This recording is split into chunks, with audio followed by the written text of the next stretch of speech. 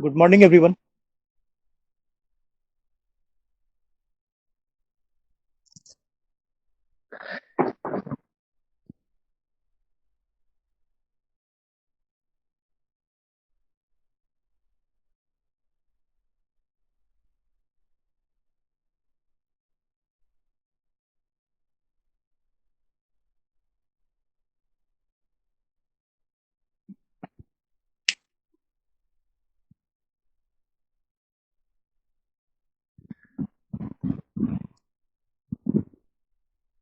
Pathology में oedema पर आज बात कर रहे हैं।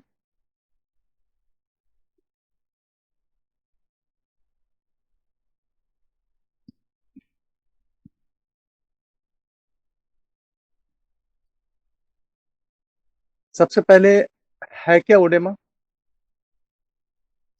ये जान लेते हैं। कॉमनली स्वेलिंग स्वेलिंग स्वेलिंग हम लोग बोलते हैं, या फिर कई बार होता है ना मेडिकल टर्म में ओडेमा है, ओडेमा है, ओडेमा है। तो आखिर ओडेमा है क्या, इसको कह किसको रहे हैं? पहले इस टर्म को समझ लेते हैं, तो फिर इसके आगे बात करते हैं। अगर इसको डिफाइन करना होगा तो एकदम से बिल्कुल सिंपली कह सकते हैं, it is an abnormal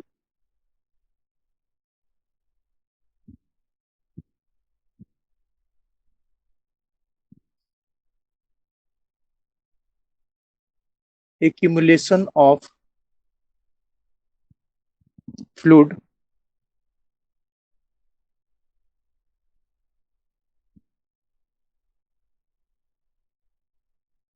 in the tissues space।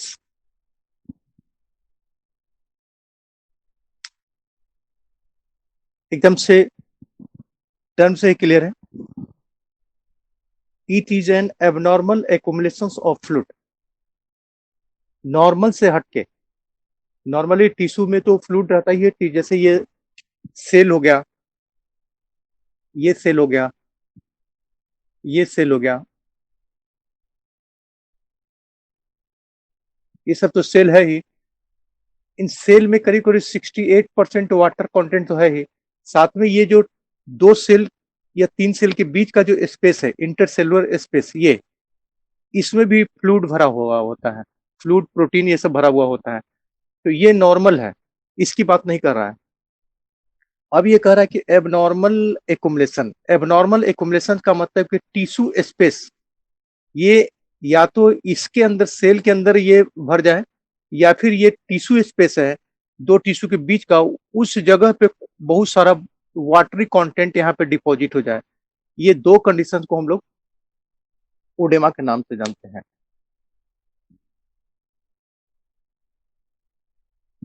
या तो प्रोटोप्लाज्म के अंदर में ये, लेकिन ये ओडेमा की बात करेंगे तो प्रोटोप्लाज्म के अंदर में सेल में अगर एक्सेसिव अमाउंट ऑफ वाटर रहेगा तो सेल ब्रस्ट कर जाएगा, फट जाएगा।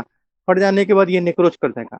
लेकिन टिश्यू स्पेस में जमा होता है तो टिश्यू स्पेस में सेल को धीरे धीरे धीरे दूसरी ओर शिफ्ट कराएंगे, धक्का देंगे, और इस जगह को बड़ा करते जाएंगे, और यहाँ पर इस स्पेस, इस स्पेस, इस स्पेस ऐसे करके एक्यूमुलेट करते जाएंगे, तो लोकल एरिया में काफी बड़ा सूजन वहां पे दिखाई देना शुरू कर देगा। तो इसी टिश्यू स्पेस में जो एकुमुलेशन हो गया फ्लूइड को, उसी को हम लोग ओडेमा के नाम से जानते हैं।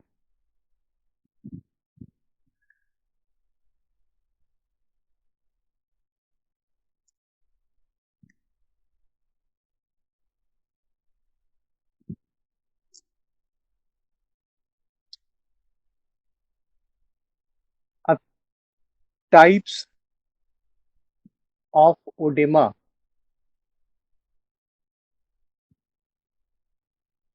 अगर टाइप्स की बात करें तो इसका टाइप्स तो सब में तो एक ही चीज रहेगा, फ्लूइड का एकुमुलेशन होगा।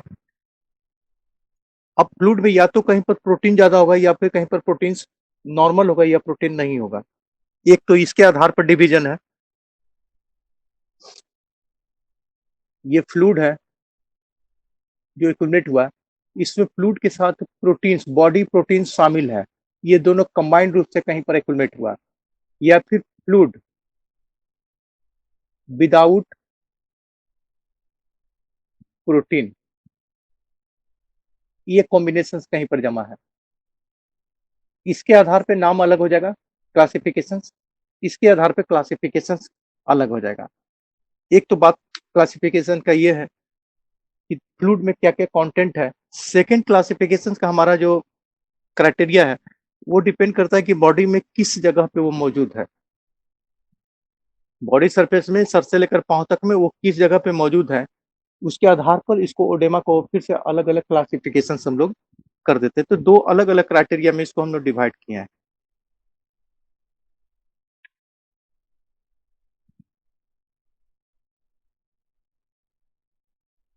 First classification according to content. Content के आधार पर क्या क्या इसमें मौजूद है उसके आधार पर जो क्लासिफिकेशन है, फर्स्ट है ट्रांसुडेट।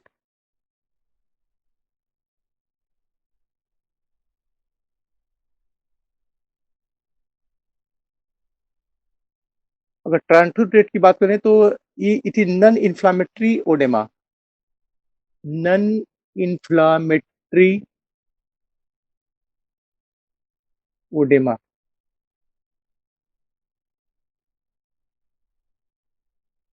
ये कह रहा है कि इसमें इन्फ्लामेशन का कोई साइन सिम्टम्स नहीं है, मौजूद है ही नहीं। और जनरली कोई अदर डिजीज जैसे रीनल फेल्योर हो गया तो फिल्ट्रेशन का प्रॉब्लम आ गया, फ्लूइड कंटेंट को बाहर करने का प्रॉब्लम आ गया, तो इसके वजह से जो ओडेमा होगा इट इज कॉल्ड ट्रांसुडेट। यहाँ पर इन्फ्लामेशन का कोई साइन सिम्टम दिखाई नहीं देगा। अगर इसकी बात करें तो ये लेस प्रोटीनस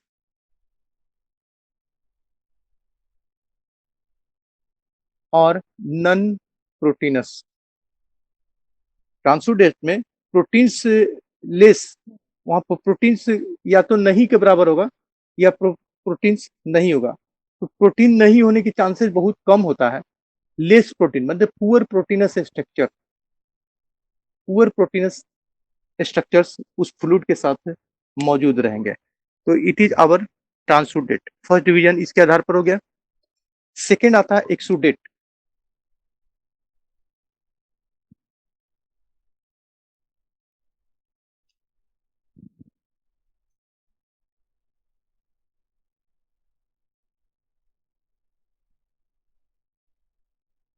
अगर एक्सुडेट की बात करें, पहला तो होगा inflammatory oedema.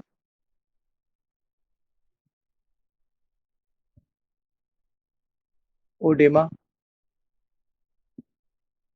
With rich protein. इसका मतलब कि फ्लूइड जो वहां पर एकुमुलेट हो गया वो रिच प्रोटीन, वहां पर प्रोटीन्स का अमाउंट बहुत ज्यादा है फ्लूइड में, लेकिन ये इन्फ्लामेटरी है। प्रोटीन अमाउंट है तो ही, साथ में प्रोटीनस स्ट्रक्चर के साथ इन्फ्लामेशन भी साथ हो लिया है। देखिए जो पांचों साइन सिम्टम कार्डिनल इन्फ्लामेशन का है वो अभी वहां पे मौजूद हमें मिलेगा, दिखाई देगा। तो इस ढंग के ओडेमा को हम लोग एक्सुडेट के नाम से जानते हैं। तो ट्रांसुडेट एंड एक्सुडेट दो अलग अलग हो गया according to proteinous structure.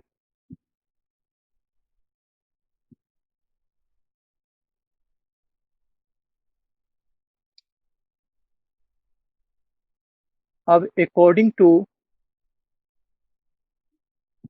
Site of the body, body में वो कहाँ पे मौजूद है इसके आधार पे, किसकी जगह पर वो मौजूद है उसके आधार पे। पहला उसमें एना सार्का।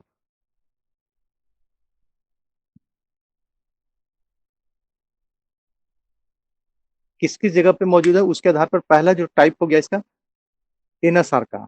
एना सार्का मतलब कि and generalise severe and generalised accumulations of fluid।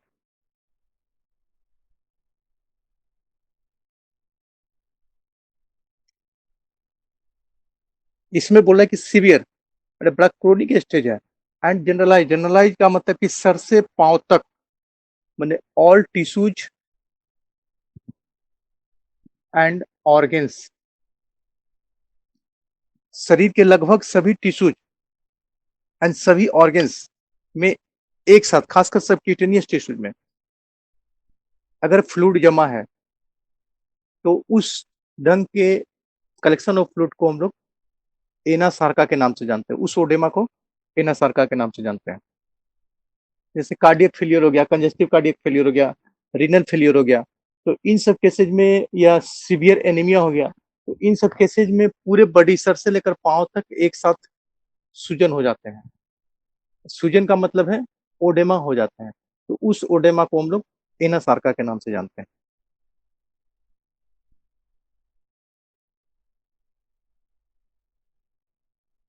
Second आता है ascites.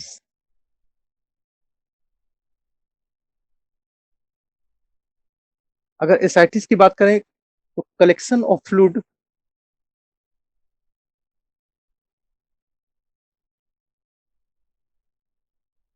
inside the peritoneum cavity। Peritoneal cavity आप जान रहे हैं, जो डाइजेस्टिव सिस्टम है, स्टोमक से लेकर up to the large intestine तक जो कवरिंग मेम्ब्रेन है, बाहर से जो चीज से कवर रहता है, ये पूरा स्टोमक, पूरा स्मॉल इंटेस्टाइन, पूरा लार्ज इंटेस्टाइन, उस लेयर को हम लोग पेरिटोनियल लेयर बोलते हैं। और पेरिटोनियल लेयर के अंदर में, इन साइड में एक खाली जगह होता है जिसमें ऑलरेडी फ्लूइड मौजूद होता है। 300 ml के आसपास, 300 ml के आसपास में फ्लूइड ऑलरेडी पूरे पेरिटोनियल कैविटी में मौजूद रहता है। लेकिन इसका अमाउंट बढ़ जाना, 600 हो जाना, 1000 हो जाना, 1500 हो जाना, तो एक्सेसिव एक्यूमुलेशन वहां पे फ्लूइड हो जाएगा ना, तो उसको हम लोग एसाइटिस बोलते हैं। तो एसाइटिस की बात करें तो एकदम फिक्स हो गया कि पेरिटोनियल कैविटी में accumulation of fluid, it is called ascites.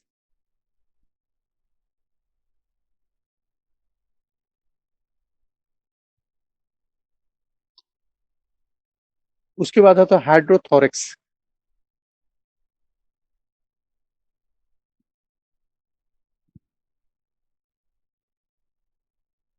अगर हाइड्रोथोरेक्स का नाम, हाइड्रो मतलब वाटर, थोरेक्स का मतलब हो थोरिक cavity, it means collection of fluid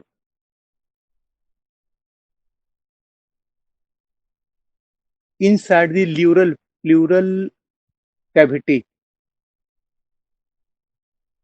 ल्यूरा जान रहे हैं, जैसे ये लंग्स हुआ,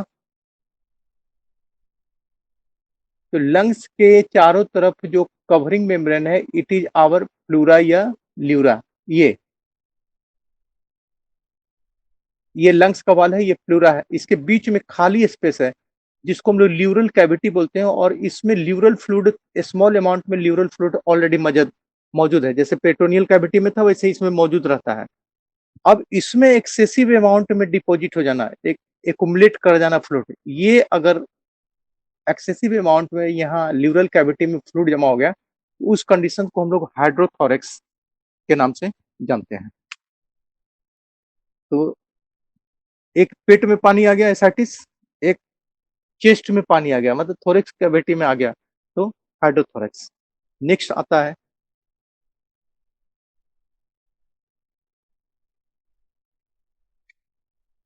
पेरिकार्डियल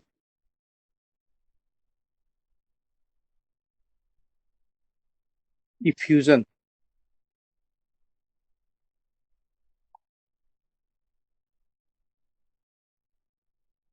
पेरिकार्डियल इफ्यूजन का मतलब कि जैसे लंग्स के चारों तरफ ल्यूरल कैविटी था, उसी तरह से अगर हार्ट की बात करें, अगर ये हार्ट है तो इसके भी आउटर कवरिंग मेम्ब्रेन, ये कवरिंग मेम्ब्रेन है जो पेरिकार्डियल लेयर है, इसमें भी छोटा सा गैप है जिसको पेरिकार्डियल कैविटी के नाम से जानते हैं। इसमें भी small amount of, little amount of serous मौजूद रहता है, फ्लूइड मौजूद रहता है।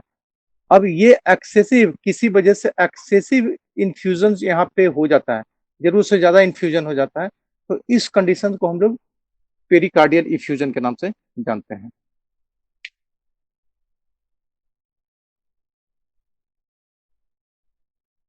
ये इसके आधार पे ये इतना डिवीजन है, 1 2 3 4 इसमें, और 2 ट्रांसुडेट और एक्सुडेट, कॉमनली 6 डिवीजन है।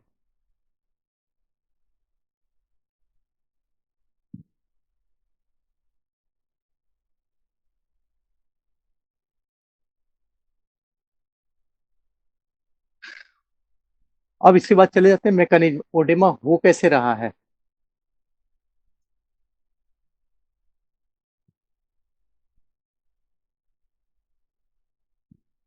मैकेनिज्म ऑफ ओडेमा,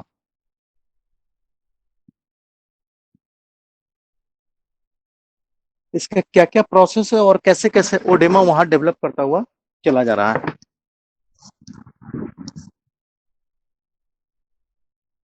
इसमें कुछ डिफरेंट डिफरेंट फैक्टर्स हैं, वो अलग अपना अपना अलग अलग रोल प्ले करते हैं, और उसके एवज में वो ऐसा चेंजिंग हो जाने के बाद धीरे धीरे धीरे करके ओडेमस स्ट्रक्चर का फॉर्मेशन शुरू हो जाता है।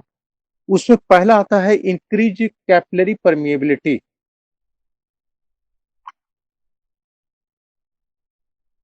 कैपिलरी परमिएबिलिटी,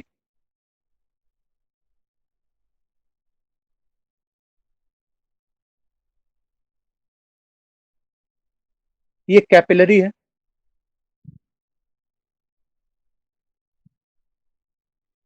कैपिलरी वाल में छोटा छोटा छोटा छोटा सुराख पोर्स बना होता है, बढ़िया से जानते हैं, और इसी से न ये कंटेंट को बाहर करता है जो सेल तक, कैपिलरी से सेल तक पहुंचता है, और फिर वेन्यूल उसको कलेक्ट करके ले जाता है। ये नॉर्मल स्ट्रक्चर है कि इसका जो वाल होता है ना वो पोरस होता है, और porous competent watery content and crystallite को, वाटर एंड क्रिस्टलाइट को इधर जाने या इधर आने के लिए परमिशन दिए रहता है, जो आउटवर्ड पैसेज एकदम आराम से उसमें हो सकते हैं। अगर नॉर्मल कंडीशन की बात करें तो इसमें प्रोटीन्स कंटेंट मौजूद रहते हैं। ये प्रोटीन है। प्रोटीन क्या करता है ना, अगर प्रोटीन्स की बात करते हैं तो ये अगर मान लेते हैं प्रोटीन है, तो प्रोटीन अपने साथ वाटर को कंजर्व करके रहता है, पानी को अपने साथ ये जोड़ के रखता है, और इसको कहीं बाहर जाने नहीं देता, अपने साथ ये मिला के ऐसे करके जोड़ के रखता हुआ है। उसको ऐसे समझ लेते हैं जैसे इस ड्राई गम ले लेते हैं, सूखा हुआ गम ले लेते हैं, या कई बार पेड़ से गोंद निकलता है, नीम का पेड़ हो गया या कई ऐसे पेड़ है जिसमें गोंद निकलता है, तो बहुत ड्राई होता है, सूखा होता है, उसको निकाल लेते हैं, और निकाल के आप टेबल पर रख लीजिए, और वहां पे पानी थोड़ा सा डाल दीजिए, देखेंगे कि गम वहां पे गीला हो गया और फूल गया, उस विस्कस हो गया। इसका मतलब कि वाटर कंटेंट को अपने अंदर सोख के रोक लिया, वो सोख लिया, जितना उसकी कैपेसिटी थी उतना रोक लिया वाटर को। अब उससे पानी बाहर नहीं आएगा, फिर उस सूखेगा तो धीरे धीरे भाप बन के उड़ेगा, तब फिर सूखेगा। तो ठीक प्रोटीन भी वही काम करता है कि प्रोटीन जैसे मौजूद है ना, तो वाटर कंटेंट को अपने चारों तरफ ये रोक के रखता है, इसको बाहर जाने से रोकता है। लेकिन कई ऐसे कंडीशन हो सकते हैं जैसे एनोक्सिया। एनोक्सिया माने खान पान की कमी हो गई, टॉक्सिन्स, पॉइजनस कोई कंडीशन डेवलप कर गया, तो ऐसा कई ऐसा कंडीशन है जिसमें वेसल, एक तो दो कंडीशन है, एक तो वेसल बाल डैमेज हो गया, ये डैमेज हो गया, तो डैमेज हो गया ना, तो एक्सेसिव अमाउंट ऑफ वाटर यहाँ से ऊज करके बाहर निकल गया, टिश्यू स्पेस में जमा हो गया। दूसरा एनोक्सिया, खान पीन की कमी है, मतलब कि प्रोटीन की डेफिशिएंसी हो गई। प्रोटीन की डिफिशियंसी हो गई तो वाटर जो अंदर रोक के रखा हुआ था वो मैकेनिज्म फेल्योर कर गया। तो मैकेनिज्म फेल्योर फेल्योर कर गया ना, तो इस कोर्स से ज्यादा अमाउंट ऑफ वाटर ये टिश्यू स्पेस ये बाहर की ओर निकल जाएंगे। तो फर्स्ट जो चेंजिंग होता है ये इंक्रीज कैपिलरी परमिएबिलिटी, या तो कैपिलरी का वॉल को ब्रेक कर जाना, डैमेज हो जाना टॉक्सिन की वजह से या और कोई वजह से। सेकेंड, प्रोटीन की डेफिशिएंसी हो जाना, कमी हो जाना, तो प्रोटीन की डेफिशिएंसी हो जाएगा, मतलब वाटर कंजर्वेशन कैपेसिटी कैपिलरी का घटेगा, और वो बाहर की ओर निकल जाएगा। ज्यादातर ये हम लोग इन्फ्लामेशन के केसेज में जो सूजन देखते हैं या ओडेमा देखते हैं, ये इन्फ्लामेशन में यही कैपिलरी परमेबिलिटी का बढ़ जाना ही कारण हो जाता है।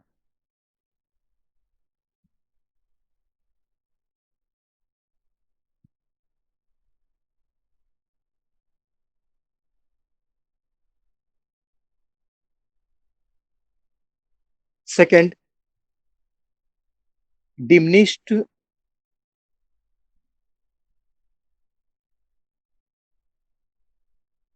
colloidal pressure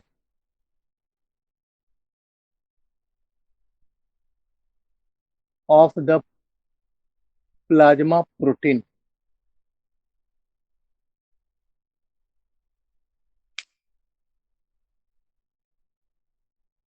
ये बोलता है कि प्लाज्मा प्रोटीन्स का कोलोइडल प्रेशर डिक्रीज कर देना। नॉर्मल कंडीशन में कोलोइडल ऑस्मोटिक प्रेशर से अगर बात करें तो वेसल्स के अंदर में, ये ब्लड वेसल्स हो गया, ये कैपिलरी छोड़ के पूरे ब्लड वेसल्स की बात कर रहा है। कोलोइडल का मतलब कि अपने साथ कोलोइडल स्टेज में जोड़कर रखना, ये प्रोटीन्स मौजूद है जिसकी अभी बात की है, तो ये रोक के रखता है। और एल्ब्यूमिन्स एंड ग्लोब्यूलिन, दो प्रोटीन्स हैं, एल्ब्यूलिन्स एंड ग्लोब्यूलिन्स, जो कॉमनली मौजूद रहता है। इसका रेशियो 4:1, मतलब कि एल्ब्यूमिन्स एंड ग्लोब्यूलिन्स के बीच का रेशियो निकालें तो ये 4:1 का रेशियो होना चाहिए, कि ये 4 गुना होगा तो ये 1 गुना होगा, मतलब 4 मिलीग्राम है तो ये 1 मिलीग्राम होगा। तो जैसे ही ये कॉन्फ़िगरेशन 4:1 का बिगड़ गया, ये किसी वजह से 3 हो गया, ये किसी वजह से 1 ही रहा, या 2 हो गया, या 2 हो गया, ये 1 रह गया, तो एल्ब्यूमिन्स का लॉस्ट हो जाना। एल्ब्यूमिन्स कब होते? प्रोटीनोयूरिया, प्रोटीनयूरिया माने यूरिन से एल्ब्यूमिन का लॉस्ट हो जाना, किडनी फेल्योर है, ग्लोमेरुलोनेफ्राइटिस है, तो ये सब कंडीशंस में रीनल जब भी फेल्योर करेगा ना तो एल्ब्यूमिन को बाहर करना शुरू कर देता है। कॉमनली जो हमारा ग्लोमेरुलस फिल्ट्रेशंस है तो उससे वो कैपिलरी से बाहर निकलता ही नहीं है, और बाय द वे अगर निकल भी गया तो बोमेंस कैप्सूल के नीचे प्रोक्सिमल कन्वोल्यूटेड ट्यूबुल्स है, वो आप एनाटॉमी पढ़े होंगे, तो वो वहां से फिर से अब्जॉर्ब करके सर्कुलेशन में आ गया। लेकिन ग्लोमेरुलोनेफ्राइटिस है, मतलब कि ग्लोमेरुलस में इन्फ्लामेशन है, रीनल प्रॉब्लम है, तो ऐसे कंडीशंस में एल्ब्यूमिन वहां पे वापस सर्कुलेशन में नहीं जाने की जगह यूरिन से पास आउट होने लगता है, जिसको एल्ब्यूमिनो यूरिया के नाम से जानते हैं। तो जैसे ही एल्ब्यूमिनो यूरिया पास आउट होगा तो ग्लोबुलिन तो जस का तस रह जाएगा, लेकिन एल्ब्यूमिन 4 से 3, 2 मान जितना ज्यादा लॉस्ट होगा उतना घटने लगेगा। और ये जैसे ही घटेगा तो एल्ब्यूमिन की कमी वेसल्स में होना शुरू करेगा, और एल्ब्यूमिन ही एक्चुअली में वाटर कंटेंट को रोक के रखता था, मतलब कि कोलोइडल ऑस्मोटिक प्रेशर घटेगा, और घटने के बाद ये वाटरी कंटेंट टिश्यू स्पेस में, उधर भी प्रोटीन्स मौजूद रहता है, वो टिश्यू स्पेस में प्रोटीन्स इस फोर्स से इसको खींच लेगा, और धीरे धीरे धीरे करके उस लोकल एरिया में सूजन होना शुरू हो जाएगा। तो चूंकि लोकल एरिया किडनी का नहीं है, पूरे सर से पांव तक ये चेंजिंग देखने को मिलेगा, तो यहाँ पे जो कंडीशन डेवलप करेगा वो एनासार्का वाला कंडीशन डेवलप कर जाएगा, तो सर से लेकर पांव तक ये धीरे धीरे धीरे करके सूजन होने, फेस पफी हो जाएगा, एब्डोमेन पफी हो जाएगा, पैर हाथ लिम्स सब में ओडेमा डेवलप करना शुरू कर जाएगा।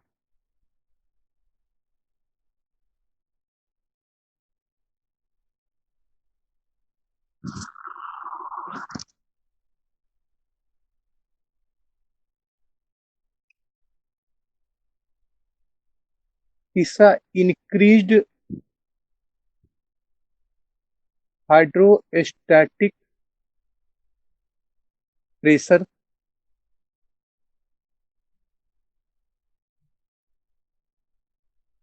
Of the blood. ये तीसरा कारण है ओडेमा होने का, increased hydrostatic pressure of the blood. इसका मतलब हुआ कि अभी जो दोनों बात किए थे, capillary permeability and colloidal pressures, ये सब बिल्कुल से इन द वेसल्स मेंटेन रहता है, पैसेज में बिल्कुल मेंटेन रहता है, और कंप्लीट न्यूट्रिटिव पैसेज टिश्यू माने सेल से लेकर इंटेस्टाइन जहां से एब्जॉर्प्शन हो रहा है, ये सारे पैसेज को ये एक तरीके से मेंटेन करके रखता है, इसमें कोई बहुत बड़ा चेंजिंग कभी होता नहीं है। लेकिन कोई ऐसा वजह हो जिसके वजह से कैपिलरी में हाइड्रोस्टेटिक प्रेशर, हाइड्रोस्टेटिक में प्रेशर का मतलब कि वाटर का प्रेशर से बढ़ गया। अभी तक प्रोटीन्स पर चर्चा कर रहे थे हम, अब बोला है कि इसमें वाटर कंटेंट्स का प्रेशर बढ़ गया, बहुत ज्यादा पानी हो गया, तो स्वाभाविक है कि ये ऐसे ऐसे करके ये सूजन के स्टेज में आएगा, ये बाहर आएगा, और बाहर आएगा ये इस प्रेशर की वजह से इसका जो कोर्स है ये बढ़ जाएगा, इतना बड़ा हो जाएगा, और जो प्रेशर है वाटर को वो धीरे धीरे धीरे धीरे करके रिलीज होने के प्रोसेस में आएगा, और ये यहाँ से वेसल से बाहर आ जाएगा ताकि वेसल फिर से नॉर्मल हो जाए। जैसे ही नॉर्मल होने के स्टेज में आएगा तो इस बीच में वाटर कंटेंट को ये वेसल से बाहर की ओर धक्का देगा। वेसल से बाहर कहाँ देगा, तो टिश्यू स्पेस में देगा, और धीरे धीरे धीरे करके टिश्यू स्पेस में एक्युमुलेशन ऑफ फ्लूइड होना शुरू हो जाएगा। ये ज्यादातर से थ्रोम्बोसिस के केसेज में,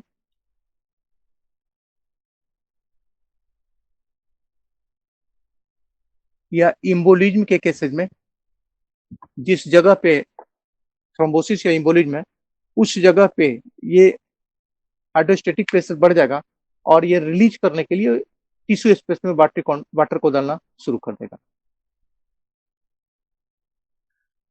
चौथा आता है लिम्फेटिक ऑब्स्ट्रक्शंस।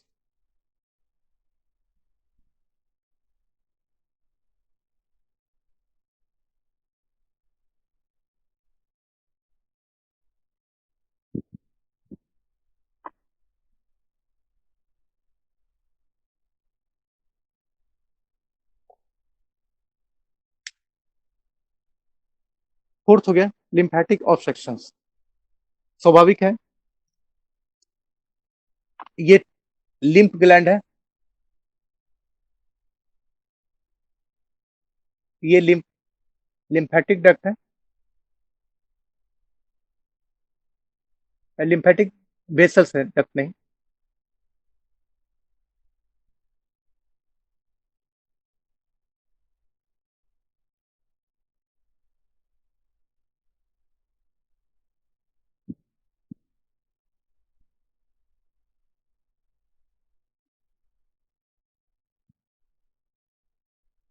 ये लिम्फेटिक ग्लैंड है, ये लिम्फेटिक ग्लैंड है, ये लिम्फेटिक वेसल्स है।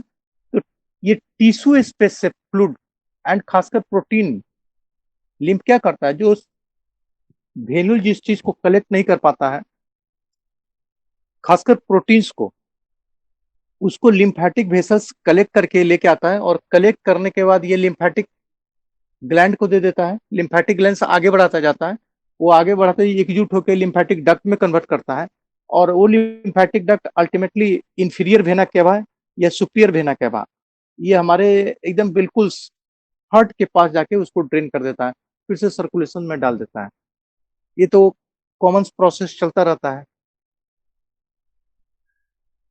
अब ये बोलता है कि किसी वजह से ये ऑब्स्ट्रक्ट कर गया, ये यहाँ पे ऑब्स्ट्रक्शन हो गया लिम्फेटिक में, खासकर फैलेरिया का प्रॉब्लम है, तो माइक्रोफैलेरिया लिम्फेटिक चैनल में ही ज्यादातर रहता है, डैमेज कर गया, ओडेमा हो गया, सिस्ट हो गया लिम्फेटिक, ऐसा ट्यूमर हो गया, ऐसा कई कारण हो सकते हैं। तो जैसे ही ये ऑब्स्ट्रक्ट हो जाएगा, मतलब कि फ्लूइड यहाँ से आगे वो नहीं बढ़ेगा, एकुमुलेट होने लगे, जमा होने लगेगा, और जमा होने लगेगा ना तो धीरे धीरे धीरे फिर से इसका प्रेशर बढ़ेगा, और वाटरी कंटेंट को ये आउटर साइड में, ये जहां पे है वहां पे ऐसा करके ये एकुमुलेट करना शुरू करेगा, और जैसे जैसे जैसे जैसे वो जमा होता जाएगा, जब तक ऑब्स्ट्रक्शन नहीं रहेगा ये तो जमा होता जाएगा, और ये धीरे धीरे धीरे धीरे करके इसका साइज बढ़ना शुरू हो जाएगा। फाइलेरियसिस के केसेस में, फाइलेरिया में बोलते हैं एलिफेंटेसिस हो गया, हाथी पांव हो गया, या स्क्रोटम हाइड्रोसील का प्रॉब्लम हो गया, तो ये सब इसी का एग्जाम्पल है। ये सब लिम्फेटिक ऑब्स्ट्रक्शंस की वजह से डेवलप कर जाता है।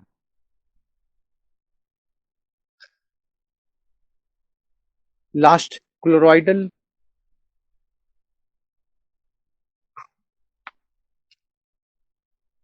पांचवा क्लोराइड रिटेंशन।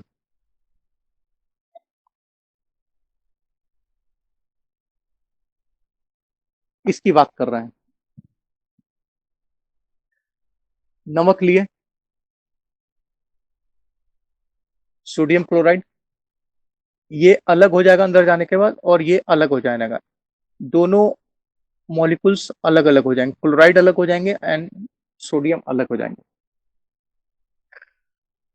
बोलते हैं कि सोडियम तो ऐसे मस्कुलर कॉन्ट्रेक्शन, खासकर कार्डियक मसल्स, नर्व के कोर्स डायरेक्शंस में आगे बढ़ने, इंपल्सेस को आगे बढ़ने में हेल्प करेगा।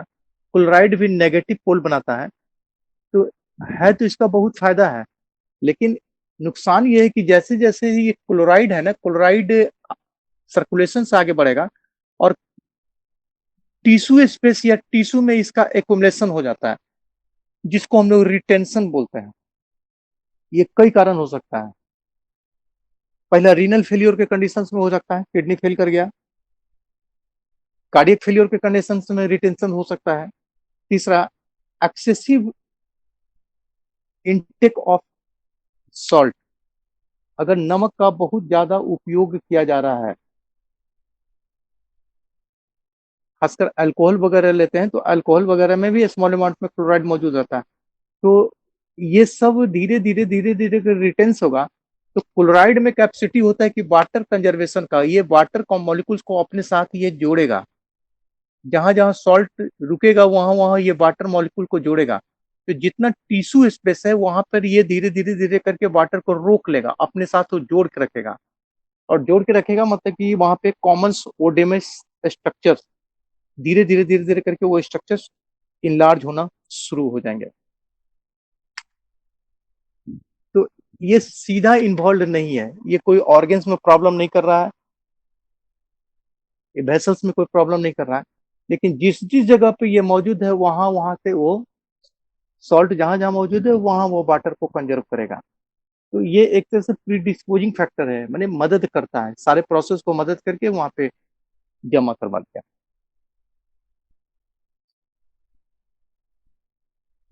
ये इतना मैकेनिज्म है, ये इतना प्रोसेस किसी भी डिजीज में इतना सारा प्रोसेस होगा, पांच होगा, पांचों में से कोई एक भी होगा या पांचों होगा, तो वहां पर ओडेमा होना शुरू हो जाएगा।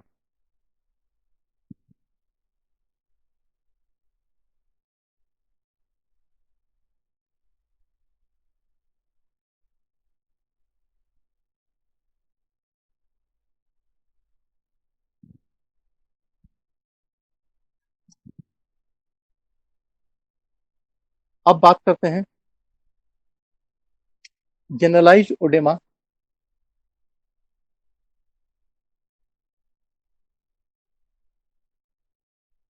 इन clinical status,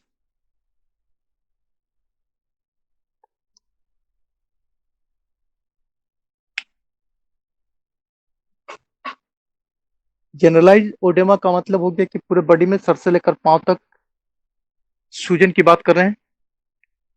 and clinical status का मतलब है कि क्या कंडीशंस है, कौन सा प्रॉब्लम में ये हमको देखने को मिल रहा है। Most commonly congestive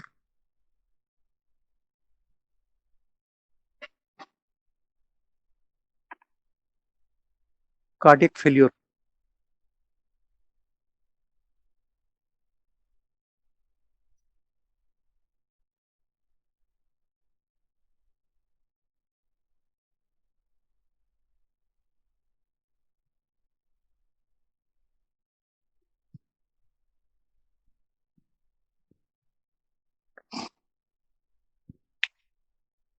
congestive cardiac failure का मतलब कि दोनों ventricles of heart, right and left, दोनों का एक साथ फेल कर जाना।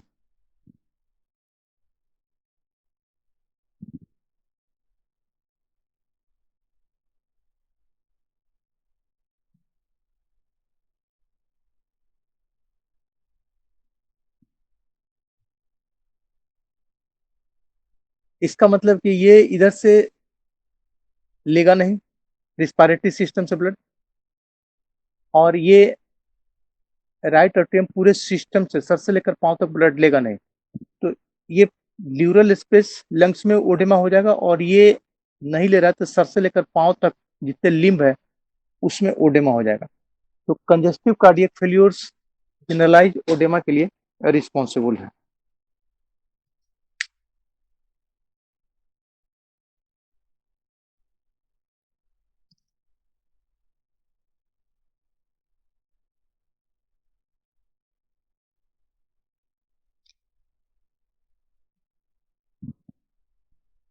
Second, acute nephritis.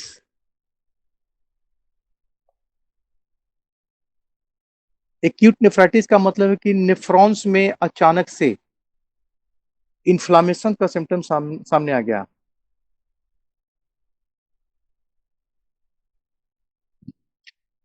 अब ये जब सामने आ जाएगा तो स्वाभाविक है कि जो फिल्ट्रेशन का प्रोसेस था, ग्लोमेरुलस से जो फिल्ट्रेशन हो रहा था,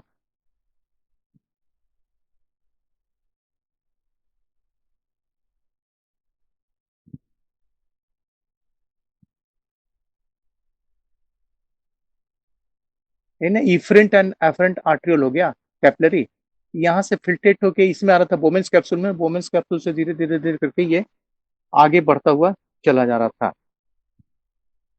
ये हमारा कॉमन प्रोसेस था। लेकिन कई बार हो जाता है ना कि नेफ्रॉन्स में किसी वजह से इन्फ्लामेशन हो गया,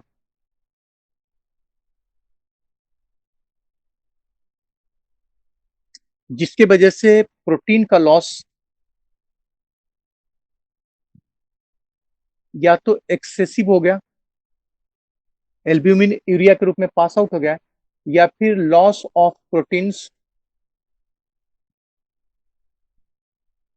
ब्रेक्स, ये बाहर जाने से उसको फिल्ट्रेट करने के वो नहीं जा रहा है। दोनों कंडीशंस, या ये वाला हो या वो वाला हो, दोनों कंडीशंस एकदम से वाटर कंटेंट को रीअब्जॉर्ब कर लेगा, मतलब कि यूरिन ओलिगोरिया इसको पास आउट ही नहीं होने देगा।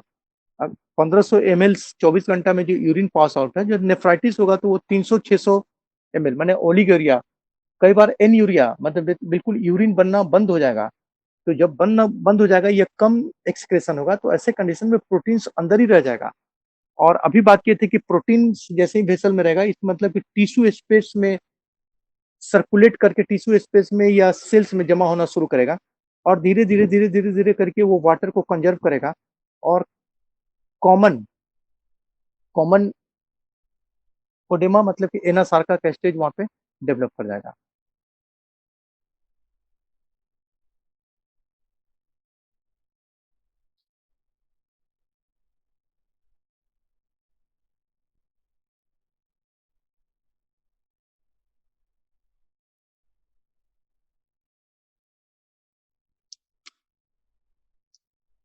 उसके बाद आता नेफ्रोटिक सिंड्रोम। नेफ्रोटिक सिंड्रोम का कॉम्प्लिकेशन, नेफ्रॉन में कुछ कुछ कॉम्प्लिकेशन हो जाता है, वो भी ओडेमा को प्रमोट करता है। पहला प्रोटीनेमिया, हाइपोप्रोटीनेमिया।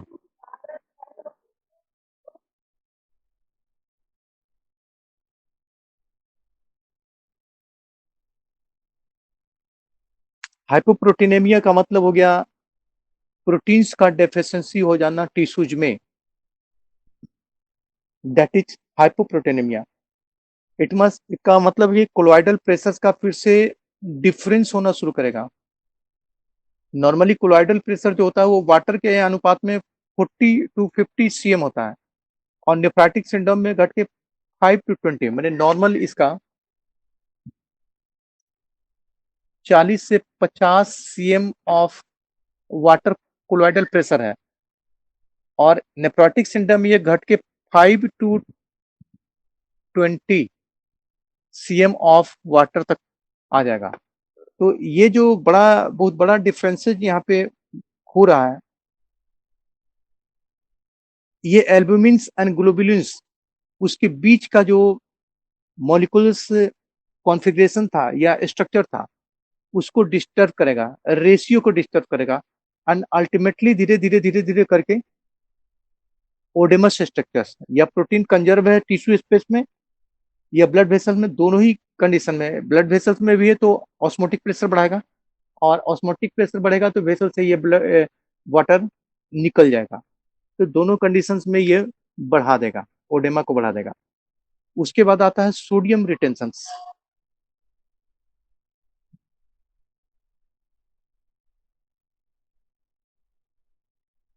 सोडियम रिटेंशन, अभी जैसे क्लोराइड रिटेंशन की बात करते हैं वैसे ही सोडियम रिटेंशन। सोडियम का एकमात्र स्रोत हम तो नमक से ले रहे हैं, ऐसे बहुत सारे फ्रूट और वेजिटेबल्स में मौजूद रहते हैं, लेकिन आउटर सोर्स में हम नमक से ही ले रहे हैं, सॉल्ट से ले रहे हैं, सोडियम क्लोराइड के रूप में ले रहे हैं। और पर डे हमको रिक्वायरमेंट मात्र 2.5 to 3 ग्राम इन 24 आवर, 24 घंटे में इतना ही डिमांड है। और हम इसको 5 ग्राम पर डे लेते हैं।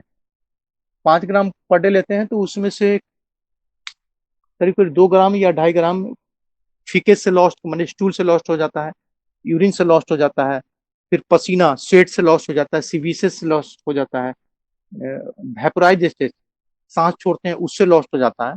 बाकी 2.5 से 3 ग्राम जो रह जाता है वो हमारा शरीर यूटिलाइज कर लेता है, उतना उसको जरूरत है।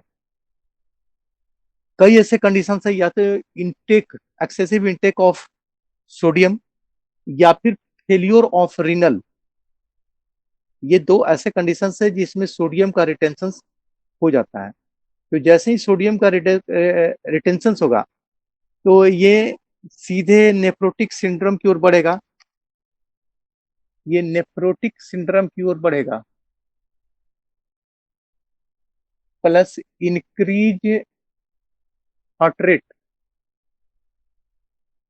हार्ट रेट मैंने सर्कुलेशन को बढ़ाएगा और इधर ये सर्कुलेशन फिल्ट्रेशन को रोकेगा। तो दोनों कंडीशंस में ये प्रेशर पड़ेगा वेसल पर, और ये टिश्यू स्पेस में धीरे धीरे धीरे करके वाटर को जमा कराना शुरू कर देगा। तो सोडियम रिटेंशन भी इसके लिए सीधा सीधा रिस्पॉन्सिबल है।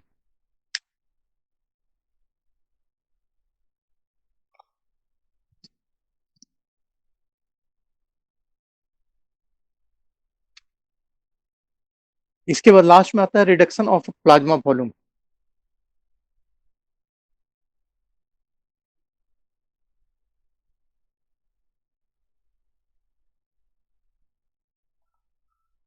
आप जानते हैं 55% प्लाज्मा है एंड 45% कार्पसल्स हमारे शरीर में है। इसमें खासकर प्लाज्मा में एल्ब्यूमिन्स एंड ग्लोबुलिन्स का अमाउंट बहुत ज्यादा, मिला जुला के सब एक ही बात करता है। तो ओडेमा के केसेज में एल्ब्यूमिन्स का कंडीशन हाइपो हो जाता है। अभी जस्ट चर्चा की थी कि 4:1 का रेशियो होता है, वो हाइपो 3:1 का हो गया, 2:1 हो गया, तो हाइपो का कंडीशन हो गया।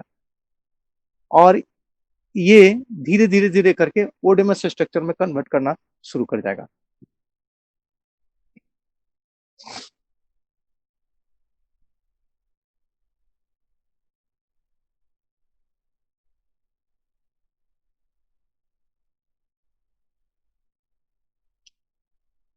अब आता है कॉमन काउज ऑफ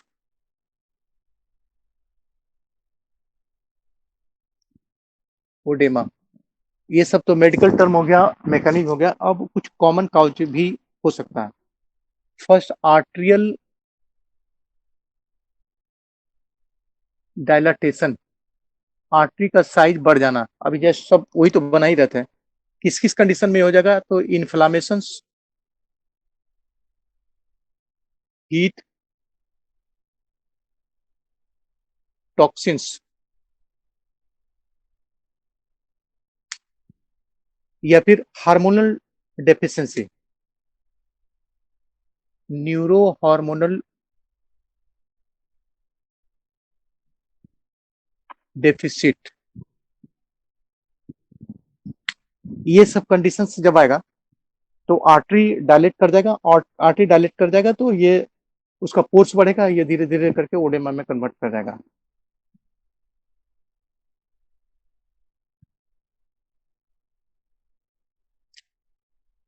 उसके बाद होता है सेकंड में डिमिनिश्ड इफेक्टिव ऑस्मोटिक प्रेशर। ये किस किस कंडीशन, इस पर चर्चा हो चुका है, किस किस कंडीशन में होगा, तो माल न्यूट्रिशन, खान पान की कमी, लीवर सिरोसिस,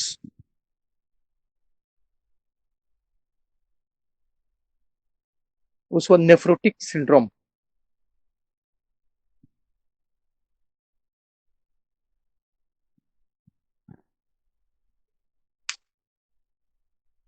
इस कंडीशंस में ये डेवलप करता है और इसका मैकेनिज्म हम बता चुके हैं।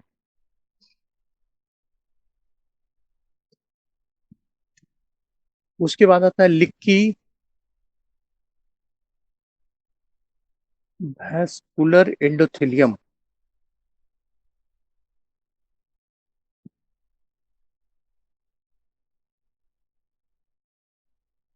लिक्की वैस्कुलर एंडोथेलियम बता चुके कि फोर्स बढ़ जाएगा, वहां से ब्लड वेसल से धीरे धीरे धीरे करके बाहर आना शुरू कर जाता है। ये भी आपको इन्फ्लामेशन में देखने को मिलेगा। बर्न्स, जल गया, तब भी देखने को मिलेगा। ट्रॉमा, चोट लग गया डायरेक्ट, तब भी देखने को मिलेगा।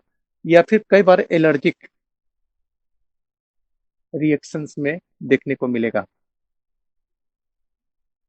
यह आर्टरी में इतने तरीका डायलेटेशन हो सकता है, या फिर ऑस्मोटिक प्रेशर्स की वजह से, या फिर लिक्की वेस्कुलर एंडोथेलियम, और ये इसी कारण से होता है।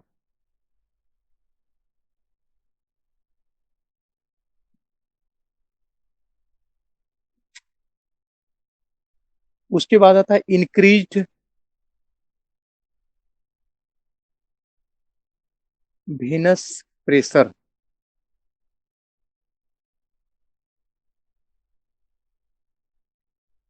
Increase venous pressure, congestive cardiac failure.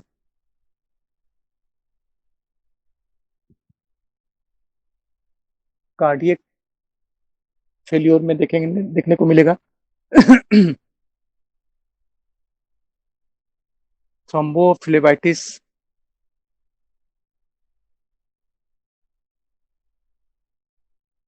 Liver cirrhosis. इन तीनों कॉजेज में वेनस प्रेशर बढ़ेगा, वेनस प्रेशर बढ़ेगा, इन ओडेमा होगा। Last sodium retention.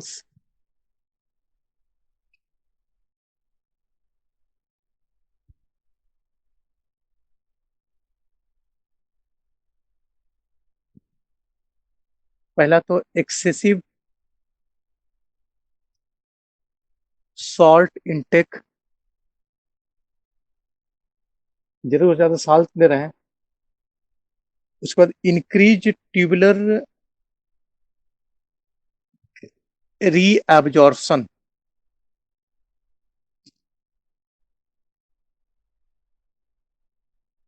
ये दोनों कंडीशन में सोडियम रिटेंशन हो जाएगा और अल्टीमेटली कन्वर्ट इनटू ओडेमा।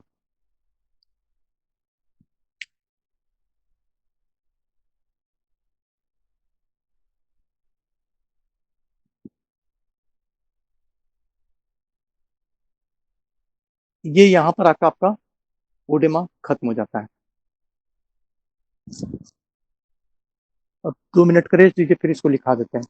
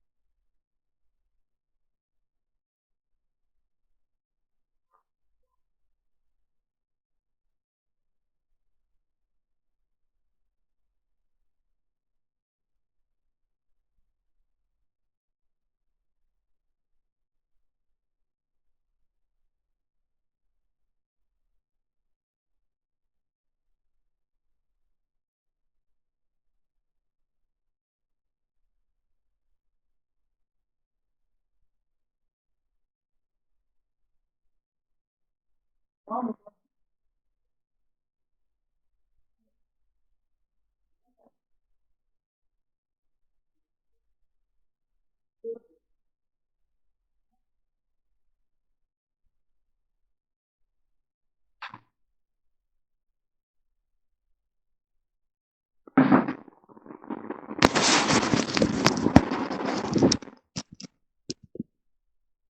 लिखिए.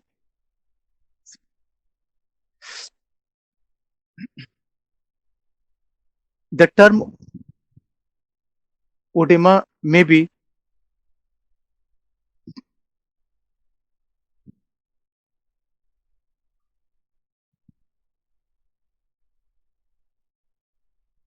defined as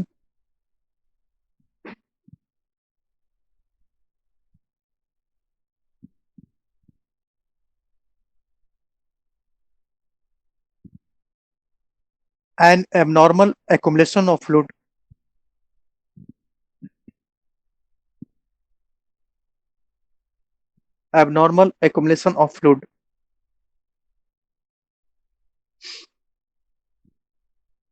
in the tissue space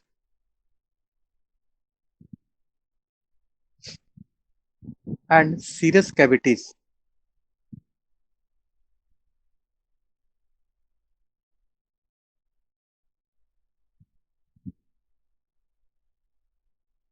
These accumulations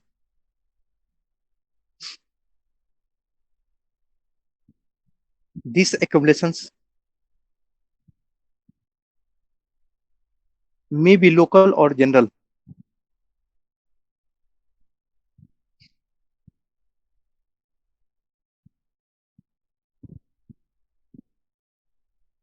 प्रकार चेंज हो जाएगा. When water collects in the tissues,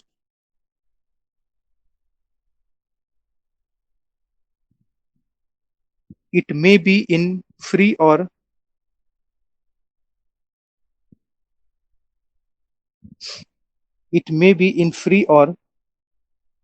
combined form.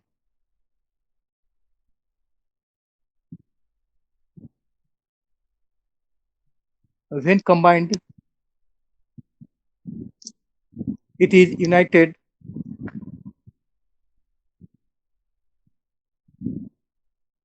when combined it is united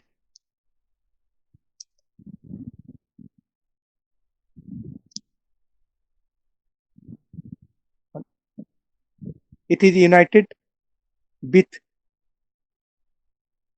the protoplasm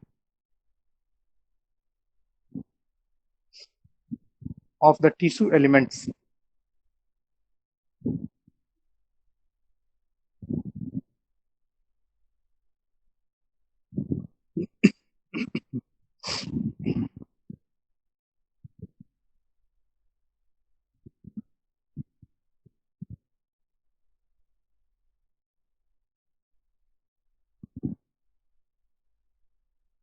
When free,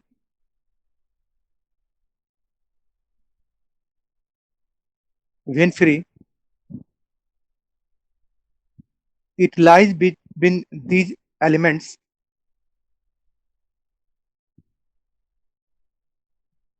It lies between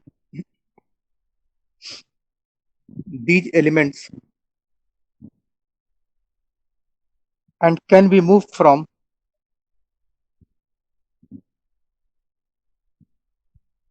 one place to another. One place to another.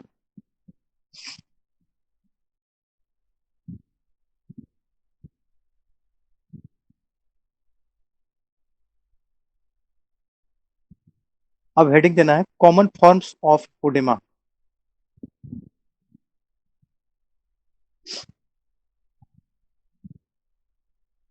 Common forms of oedema.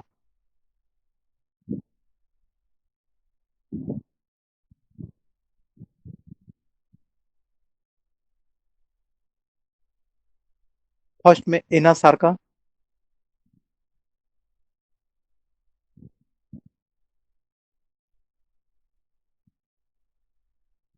डा देखें severe and generalized edema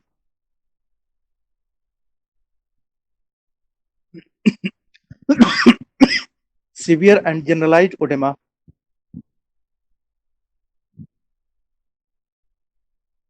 causing diffuse swelling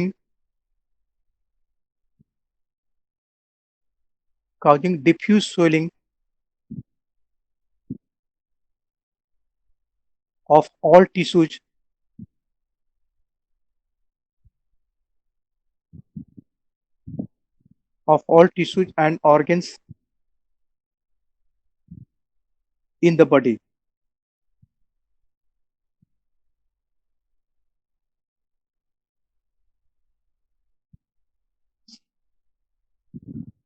Particularly noticeable in the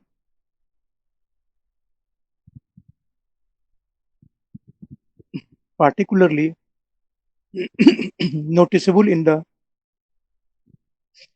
subcutaneous tissues.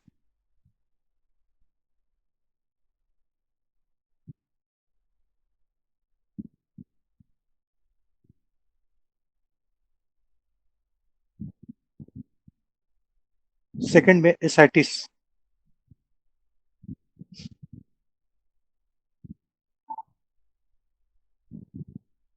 Dash देखें collection of edema fluid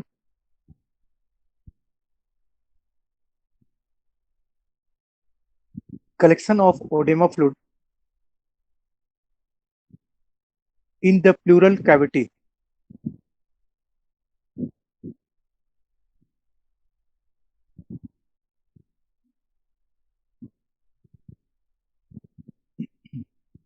next pericardial effusion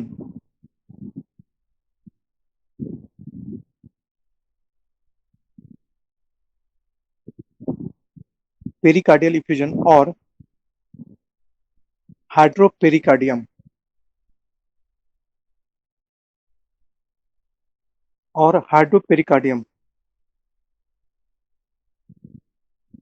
इसमें लिखें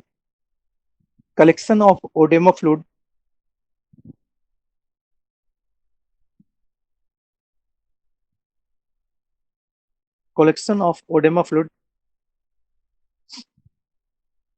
in the pericardial sac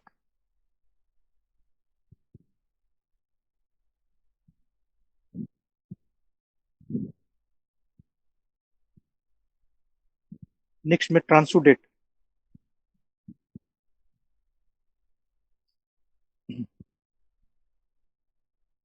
dash देखें it is protein poor non-inflammatory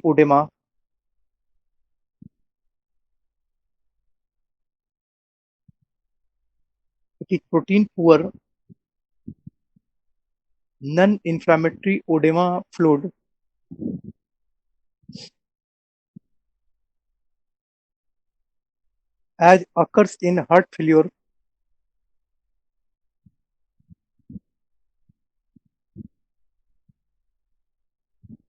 as occurs in heart failure and kidney diseases.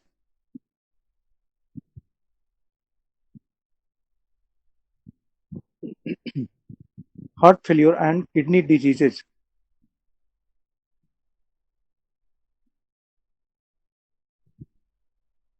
Next में exudate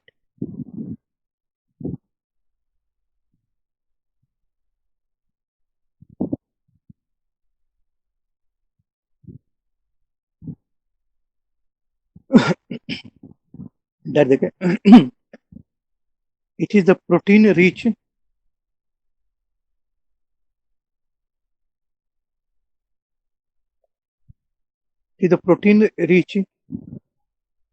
inflammatory edema fluid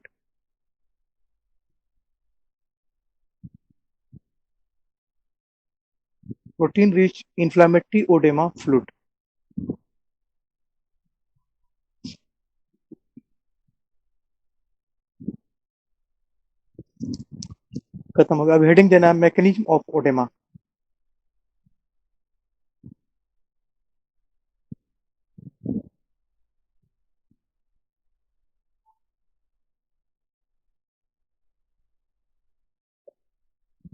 mechanism of oedema. देखें, there are 5 factors are involved.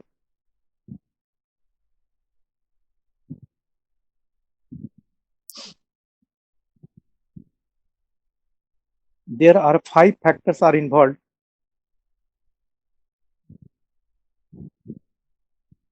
in formation and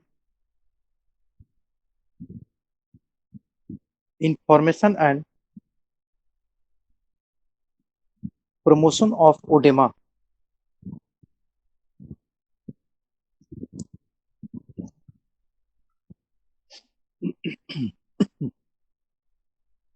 पहला, increased capillary permeability.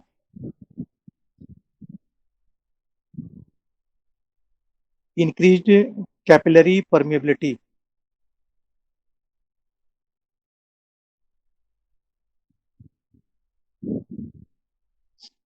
इसमें लिखें,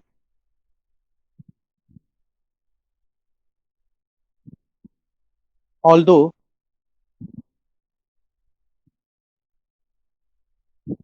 the capillary endothelium is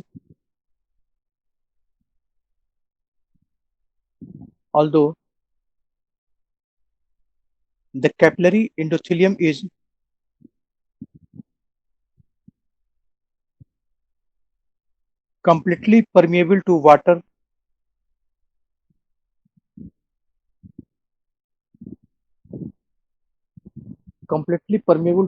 and crystalloid.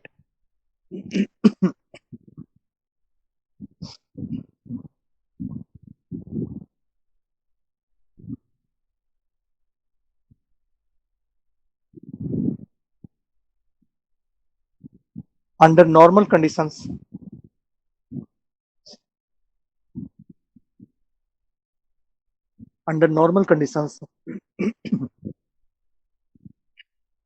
protein is almost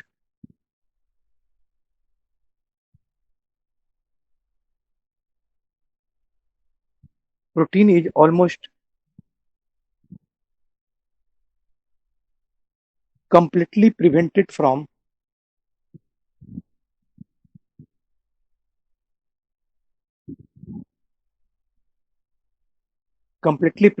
from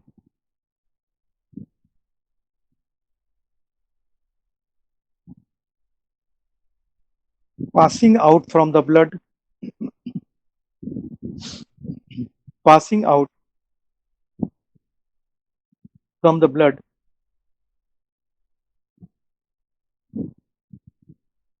into the tissues.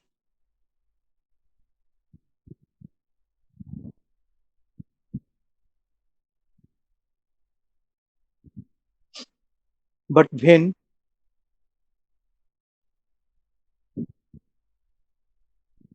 the vessels are damaged,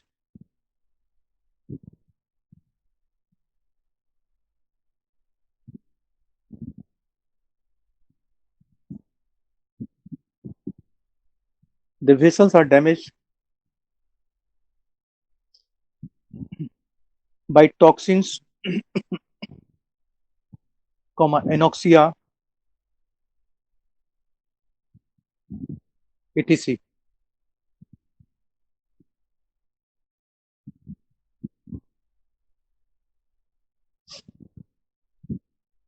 They becomes readily permeable to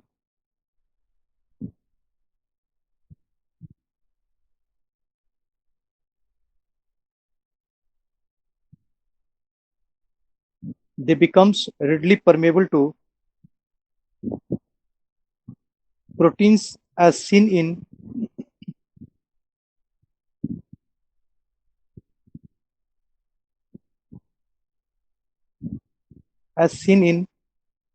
inflammatory oedema.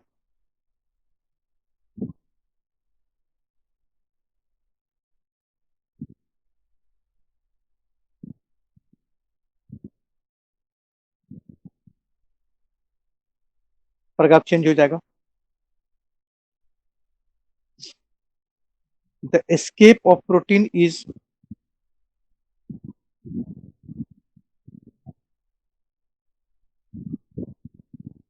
The escape of protein is of the greatest importance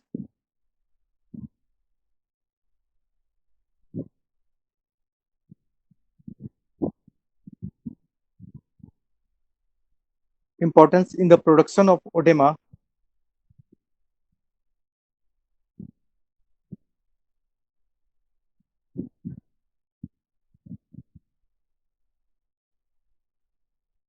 for it lowers the colloidal osmotic pressures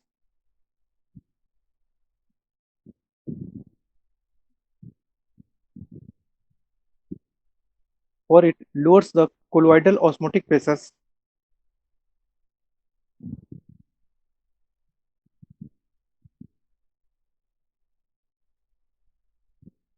of the blood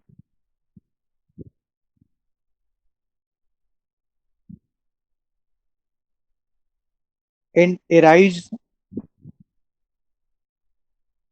that of the tissues.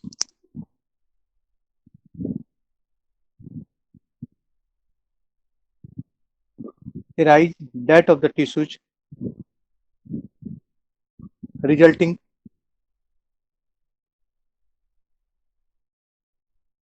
water readily passed out, resulting water readily pass out through the capillary wall.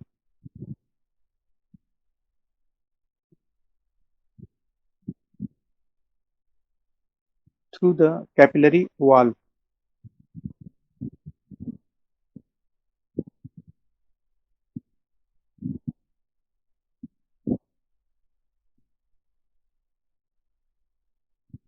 Second में आइए, diminished colloidal osmotic pressures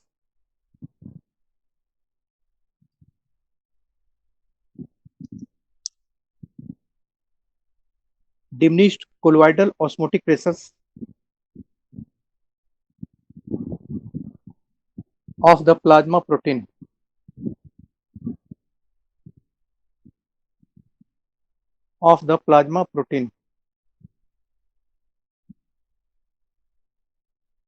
that okay,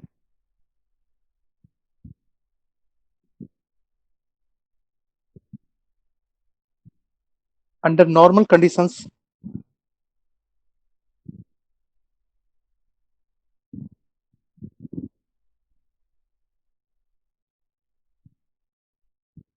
colloidal osmotic pressures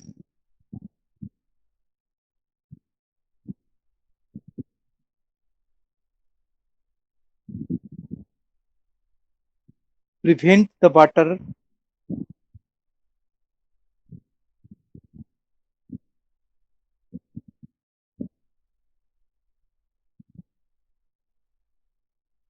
prevent the water to pass out the tissue space.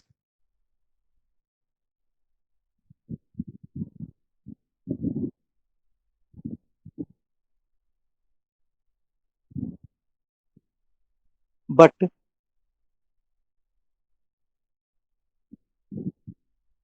in decreased osmotic pressures,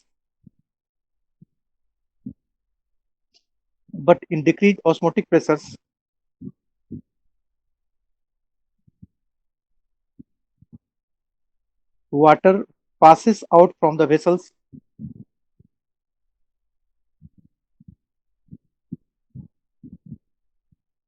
water passes out from the vessels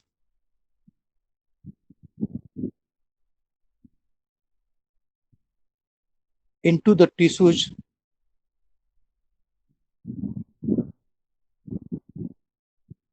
hence oedema develops.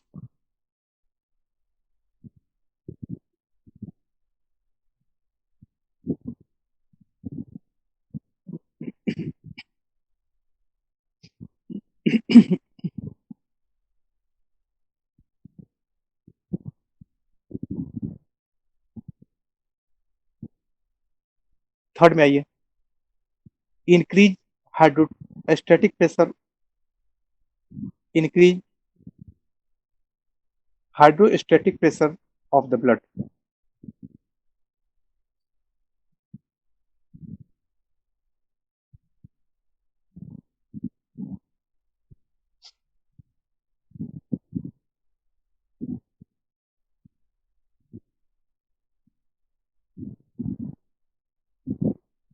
इसमें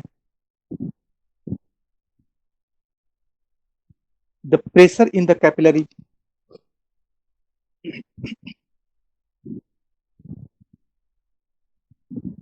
the pressure in the capillary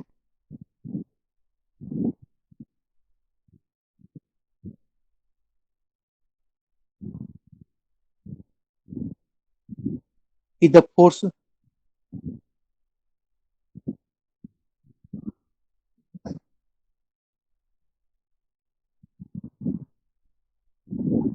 and create normal flow of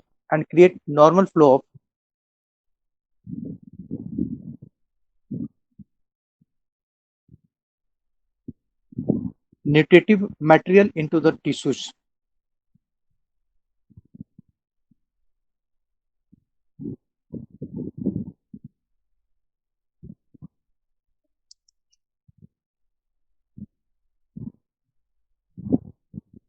If it is increased, if it is increased,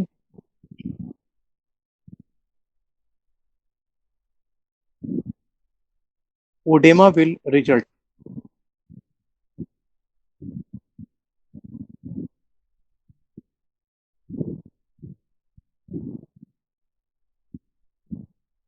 Generally seen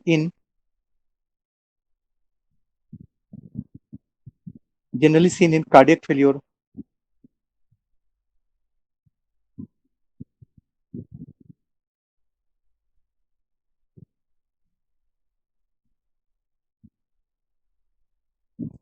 fourth में ये lymphatic obstruction,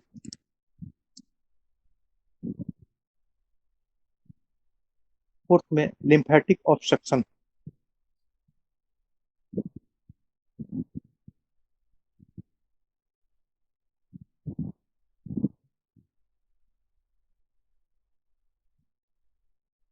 This is an important factor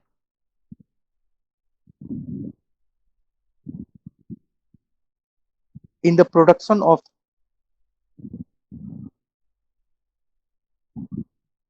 local edema.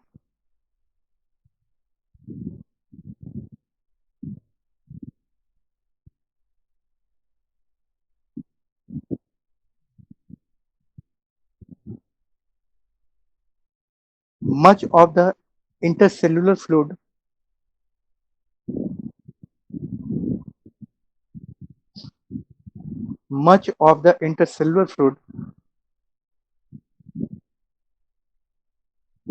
in the tissues space in the tissues escape space में in the tissues escapes by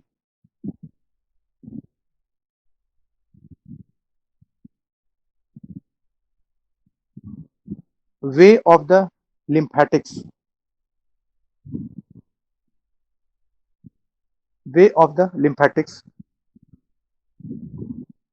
so that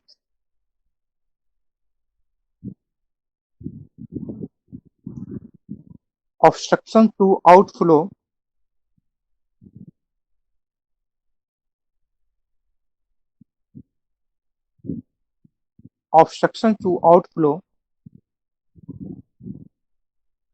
through these channel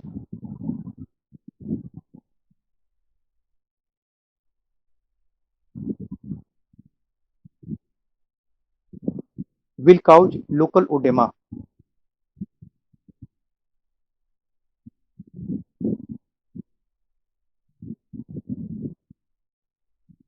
Paragraph change. The obstruction may be due to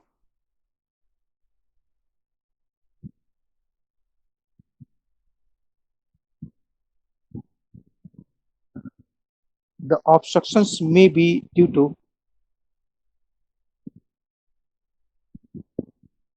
inflammations,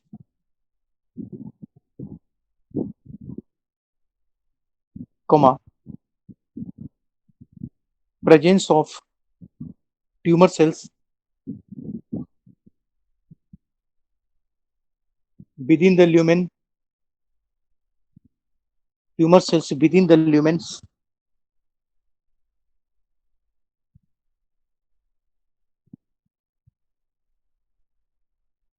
comma, or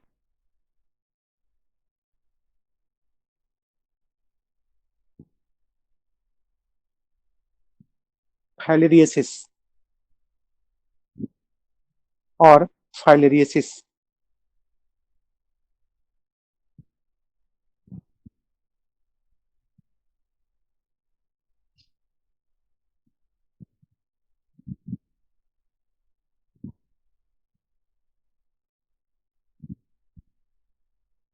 पांचवा में ये chloride retentions,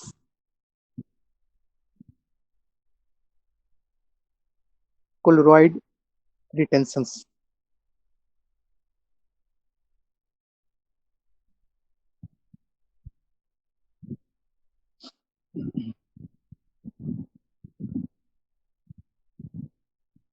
It is a secondary factor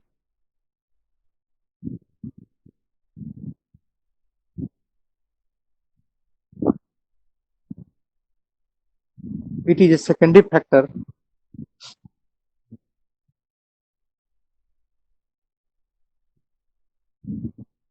as it does not cause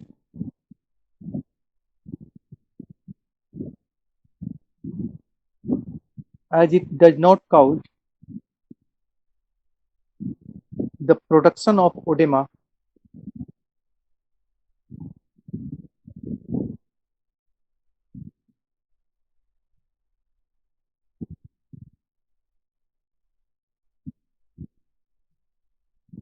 but it aggravates and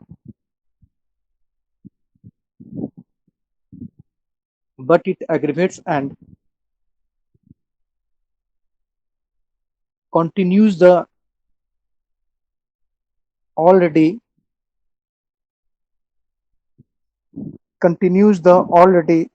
existing oedema.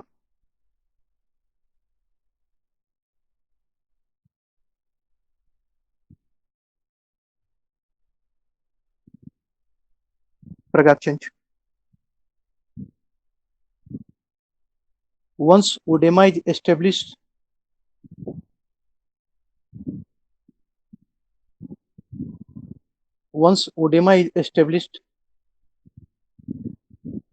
and the chlorides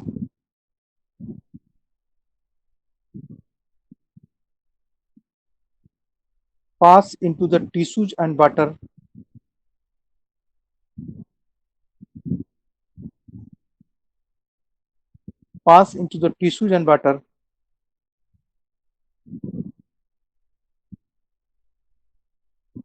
more water is retained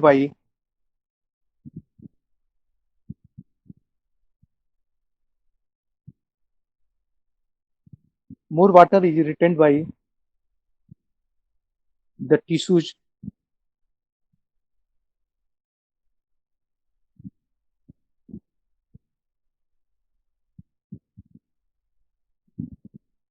because of increased osmotic pressure.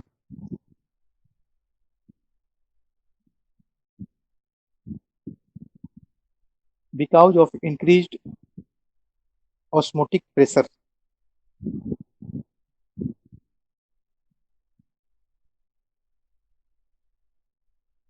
ये खत्म हो गया. अब heading देना है. Generalized oedema in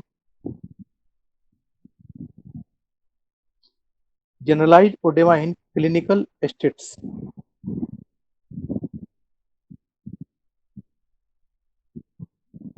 Generalized oedema in clinical states.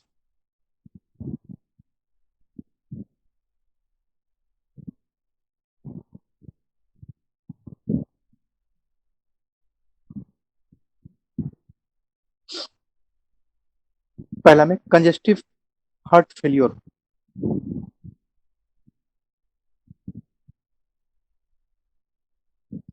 Congestive heart failure dash देखें,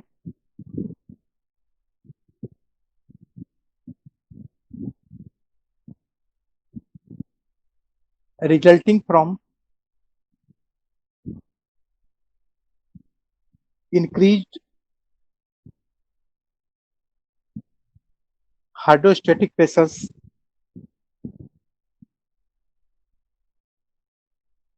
increased hydrostatic pressures due to venous stresses.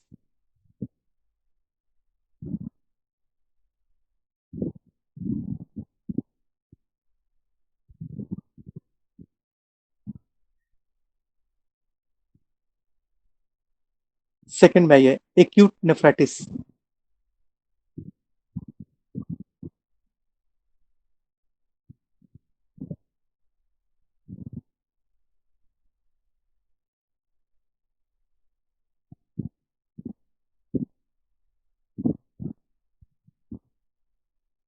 इसमें लिखे due to ओलिगयूरिया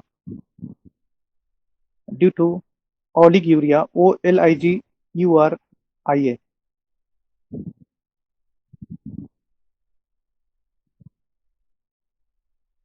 increase reabsorption of increase reabsorption of sodium and water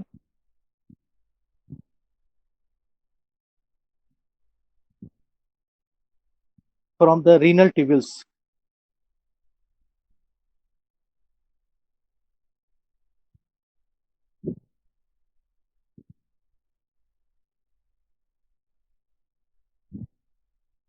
resulting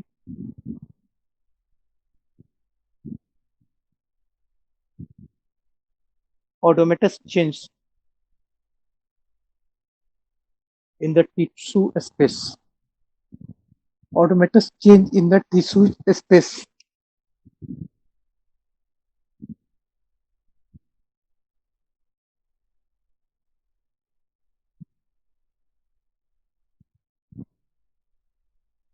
next में लिखे nephrotic syndrome,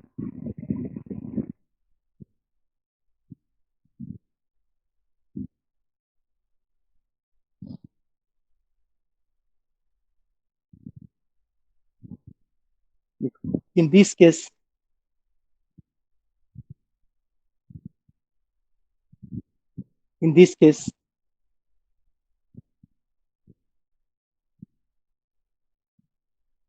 the following factors are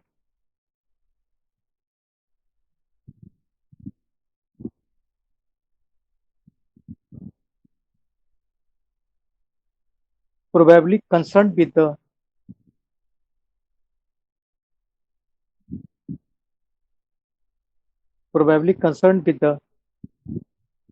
production of oedema.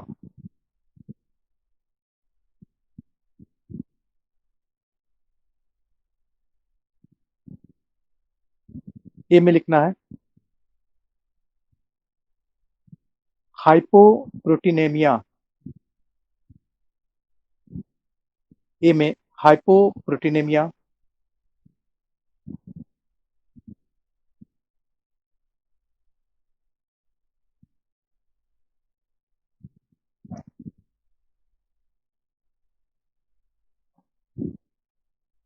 देखें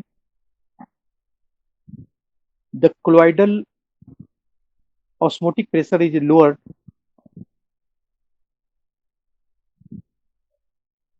the colloidal osmotic pressure is lowered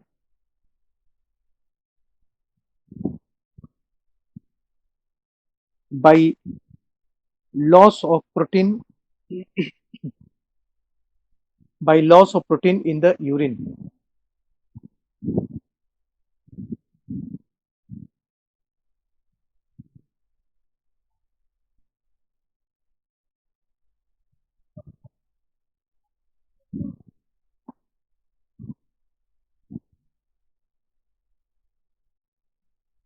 and hence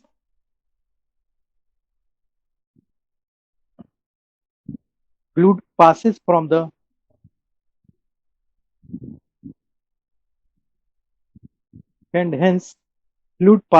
the blood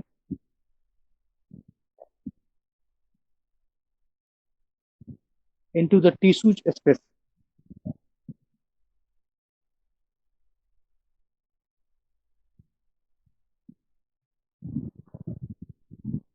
Into the tissue space.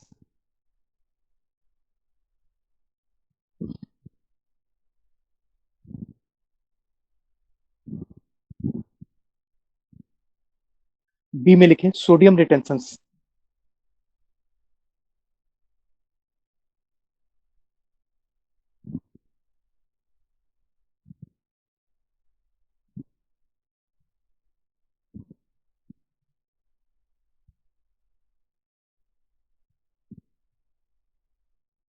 It is the one of common factor. It is one of the common factor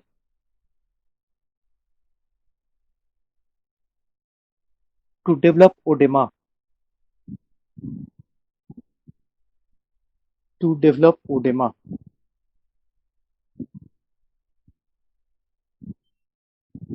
Next, C में reduction in the plasma volume.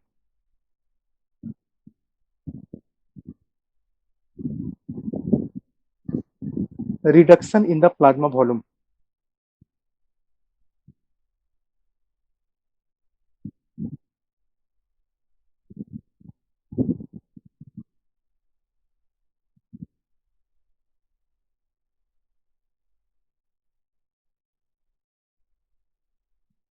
It is the one of the common factor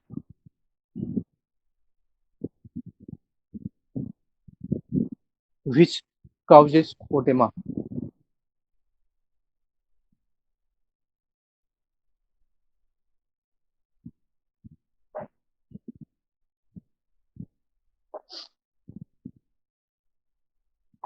नेप्रोटिक syndrome खत्म हो गया. चौथा में ये liver cirrhosis.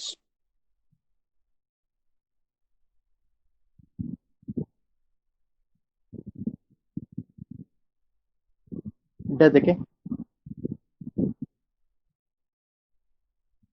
it produces generalized edema.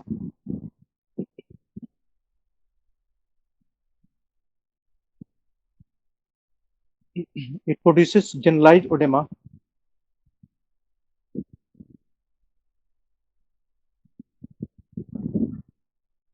particularly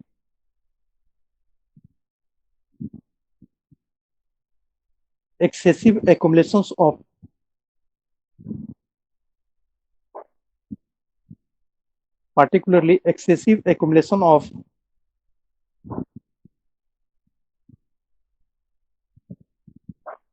edema fluid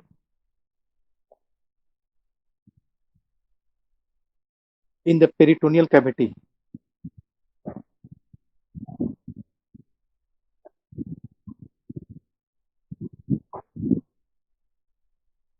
Due to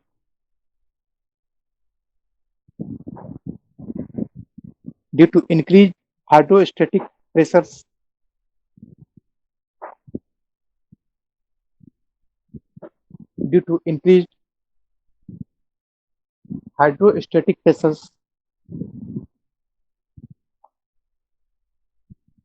sodium retention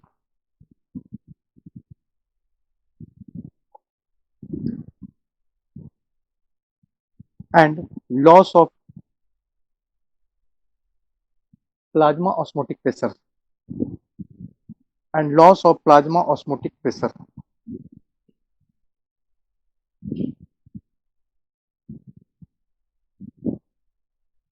अब heading देना है cause of edema.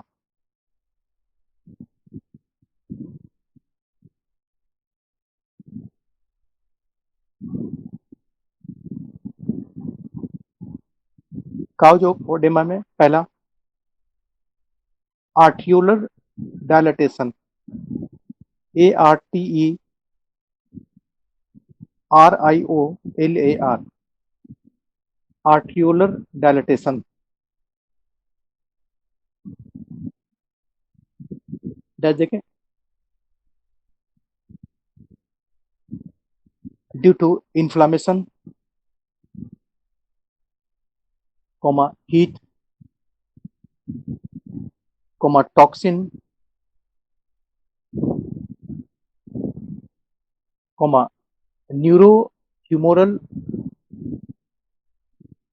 neurohumoral deficit or excess.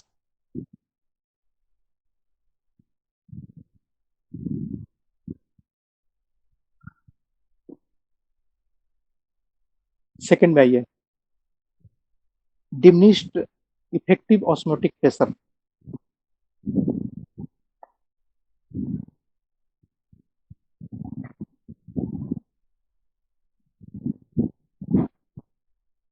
इसमें क्या देखें, malnutrition,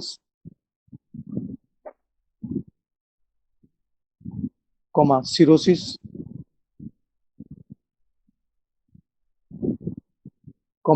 nephrotic syndrome,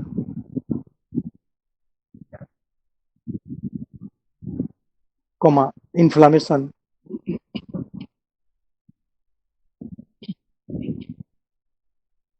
burns, trauma, allergic reactions, and lymphatic obstruction.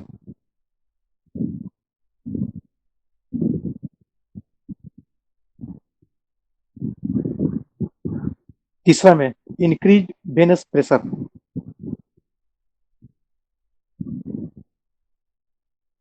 Increase venous pressure.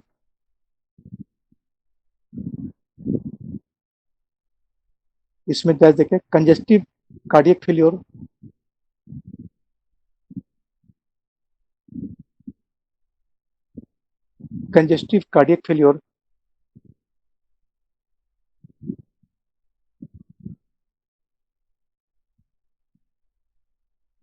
thrombophlebitis,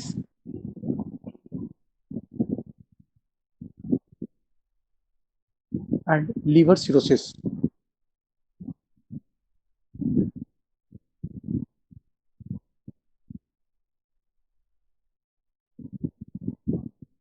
fourth में ये sodium retention.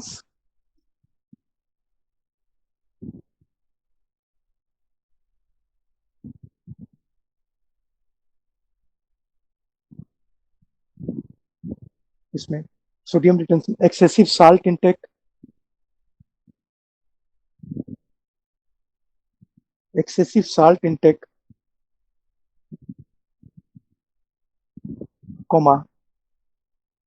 increase tubular sodium reabsorption.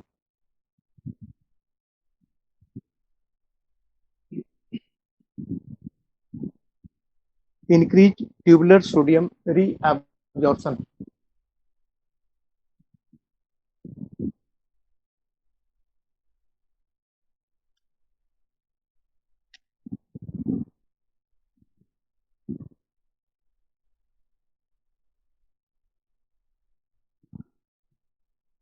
बस यहाँ पर ओडेमा खत्म हो जाता है. फिर कल मेडिसिन का, फिर कल हॉस्पिटल प्रैक्टिस. Sir,